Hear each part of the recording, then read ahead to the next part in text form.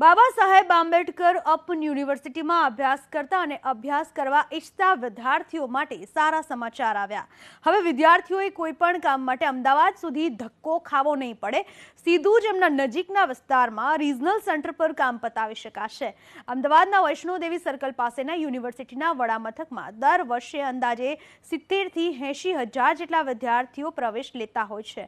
અંતરિયાળ વિસ્તારના વિદ્યાર્થીઓને અહીં આવવું મુશ્કેલીભર્યું રહેતું હોય, જો કે હવે ભાવનગર, રાજકોટ, કચ્છ, પાટણ અને છોટાઉદેપુર જિલ્લામાં રિજનલ સેન્ટર સ્થપાશે।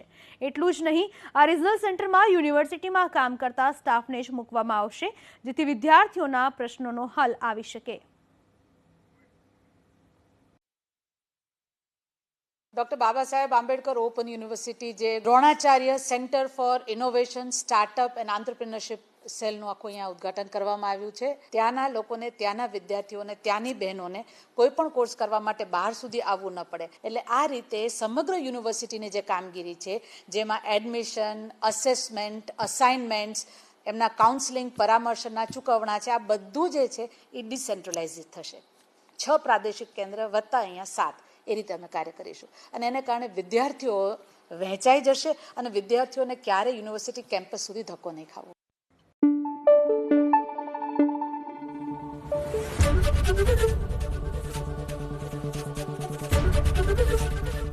एबीपी अस्मिता, गुजरात में अस्मिता।